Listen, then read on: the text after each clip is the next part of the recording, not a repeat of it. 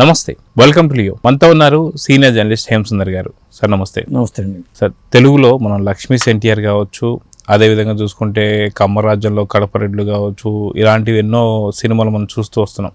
లక్ష్మీ ఎన్టీఆర్ అని ఇలాంటివన్నీ. అయితే ఇవి కూడా రాజకీయాలు అంటే ఎన్నికలు దగ్గర పడుతున్న సందర్భంలో సినిమా అస్త్రాలు ఉపయోగించి వాడుతున్నటువంటి కొంత ఆయుధాలు అని చెప్పి అనుకోవచ్చు. అది ఓన్లీ తెలుగు నాటే కాదు, తమిళనాట కూడా ఇప్పుడు మనకి చాలా పెద్దగా వినిపిస్తున్నాయి. TN 2026 అనేటువంటి ఒక సినిమా ద్వారా విజయ్ని టార్గెట్ చేస్తూనే సినిమా తీశారని చెప్పి కొన్ని ఆరోపణలు అయితే వస్తూ ఉన్నాయి. సో వాస్తవంగా ఎలా చూడాలంటారు దీన్ని? వజ్రాన్ని వజ్రంతో కోయారంటారు. అందుకనే సినిమా వాళ్ళతో దెబ్బ కొట్టాలనే కాన్సెప్ట్ ఇది ఇప్పుడు పుట్టింది కాదు. ఎన్టీ రామారావు గారు పార్టీ పెట్టిన తర్వాత పుట్టిందని చెప్పొచ్చు. అప్పటిదాకా తమిళనాడులో కానీ ఎక్కడ సినిమాలు ఉన్నాయో చెప్పలేము. ఇప్పుడు ఇద్దరు అనే సినిమా వచ్చింది మణిరత్నం గారిది. అది కరుణానిధి గారిది, MGR గారి జర్నీని సంబంధించిన సినిమానే కానీ రాజకీయంగా దెబ్బ కొట్టే కాన్సెప్ట్లో చేయలే ఆ సినిమాని మణిరత్నం గారు. ఆ తర్వాత ఎన్టీ రామారావు గారు ముఖ్యమంత్రిగా అయిన తర్వాత ఆయన దెబ్బ కొట్టాలని మండలాధీశుడు అనే పేరుతోనూ, నా పిలిపే కృష్ణ గారిని రెచ్చగొట్టి మరి నా పిలిపే ప్రపంచం అనే పేరుతోనూ, గండిపేట రహస్యం అనే పేరుతోనూ అప్పుడు సినిమాలు తీశారు. అప్పుడు అది సంచలనం అయింది. అంటే ఎన్టీ రామారావు గారిని బ్యాట్ చేయడానికి తీశారు. వీళ్ళెవరో తెలుగుదేశం వాళ్ళు ఎవరో అలాంటి ప్రయత్నాలు కూడా చేయలే అప్పట్లో. అంటే ఎన్టీ రామారావు గ్లామర్కి దెబ్బ కొట్టాలని ఉద్దేశంతో అప్పుడు ప్రయత్నం చేశారు.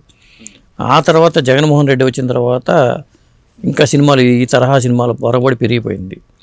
మొన్న వచ్చింది వివేకం అనే సినిమా, మరి తర్వాత లక్ష్మీ ఎన్టీఆర్ అనే సినిమా, కమ్మరాజ్యం కడపరెడ్డి అనే సినిమా. ఇవన్నీ కూడా ఏంటంటే రాజకీయంగా ఆ వ్యక్తుల్ని అబాస్పాలు చేయడానికి, ఇప్పుడు పవర్ స్టార్ పవన్ కళ్యాణ్ దెబ్బ కొట్టడానికి ఇలాంటి రకరకాల ప్రయత్నాలు చేశారు.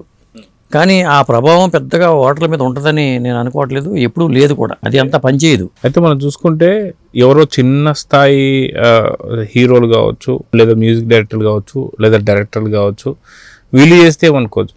కానీ రామ్ గోపాల్ వర్మ లాంటి దిగ్గజ డైరెక్టర్లు కూడా ఇలాంటి సినిమాలు వెంబడి పడ్డారు అంటే ఎలా చూడాలంటారు? అంటే ఒకటండి, ఎన్నికలు దగ్గర పడుతున్నాయి అంటే వీళ్ళందరికీ ఉపాధి కావాలి.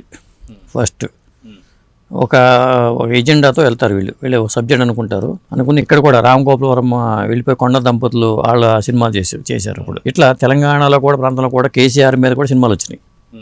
KCR పేరుతో కూడా సినిమాలు తీశారు. వీళ్ళు ఏం చేస్తారంటే ఎన్నికలు దగ్గర పడే కొద్దీ ఆ పార్టీకి సంబంధించిన కొంతమంది ఏంటంటే అటు వెళ్తారు, కొంతమంది ఇటు వెళ్తారు. ఇదేంటంటే పార్ట్ టైం జాబ్ లాంటిది వాళ్ళకి. పోయేది ఏముంది, బడ్జెట్ వీళ్ళు పెడతారని చెప్తారు, డబ్బులు కూడా వీళ్ళని అడగరు. బడ్జెట్ పలానా వాళ్ళు ఆడి పార్టీ సీట్లు ఆశించేవాళ్ళు లేకపోతే ఇంకోటి ఆశించేవాళ్ళు వాళ్ళు వెళ్ళి మేము ఇది భరించుకుంటామండి, మేము పార్టీలో ఎంతో మాకు అభిమానం అని చెప్తారు. హిట్ అవ్వాల్సిన అవసరం లేదు, కలెక్షన్స్ సంబంధం లేదు, మన బురదల పనికి వస్తుందని చెప్తారు. ఇది ఒక వర్గం తయారవుతారు వీళ్ళు ఏంటంటే ఎప్పుడు ఉపాధి దొరుకుతుందని చూసుకునే బ్యాచ్ అనమాట. దీన్ని అడ్డం పెట్టుకుని రాజకీయ ప్రయోజనాల కోసం, మెయిన్ ఏంటంటే రాజకీయ ప్రయోజనాలే, దాని ద్వారా డబ్బులు వస్తాయని జనం చూస్తారని చెప్పలేము మనం. కేవలం రాజకీయ ప్రయోజనాలతో సినిమాలు తీసేవాళ్ళు. ఇప్పుడు మీరు చెప్పినట్టుగా TN 2026 అనే సినిమా కూడా తంబి రామయ్య గారు చేశారు. ఆ సినిమా ఆ తంబి రామయ్య కొడుకు ఉమాపతి దీని డైరెక్టర్ అట.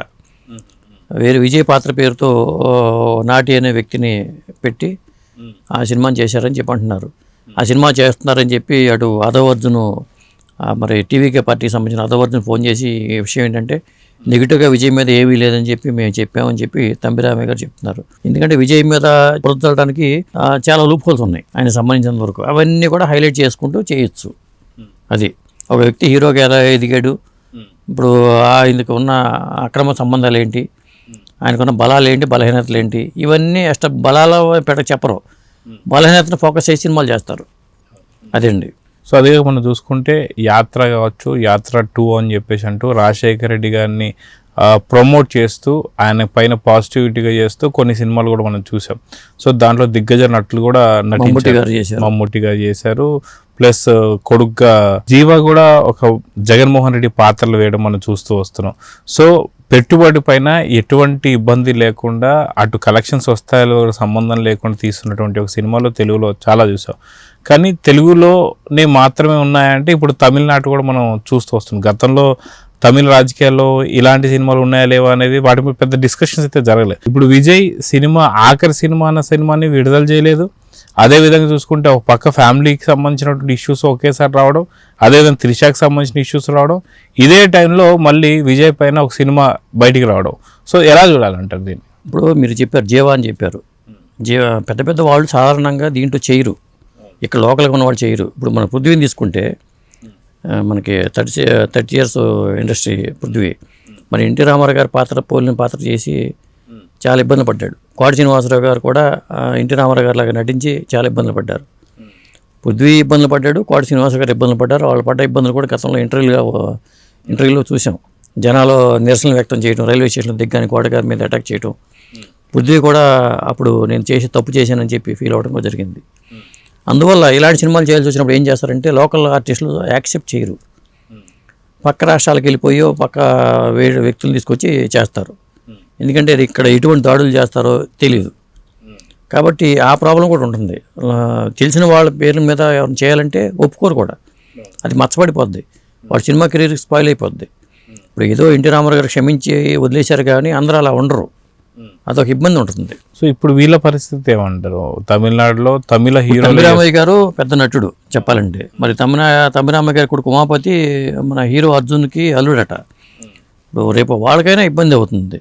దీంట్లో బురదలే కార్యక్రమాలు ఏం లేవని వాళ్ళు చెప్తున్నారు కానీ ఒక సినిమా చేశారంటే ఖచ్చితంగా ఉంటుంది. అది అంటే బురదలే కార్యక్రమాలు లేవంటూనే అసలు విజయ్కి ఎటువంటి సంబంధం లేదన్న సబ్జెక్ట్ అనేది చెప్తాలా. సో అంటే విజయ్ గురించి వస్తుంది కానీ అక్కడ బురదలే కార్యక్రమాలు లేవు అని చెప్పేసి అంటే ఖచ్చితంగా విజయ్ గురించి అన్ని ఒప్పేసుకున్నట్టేనా?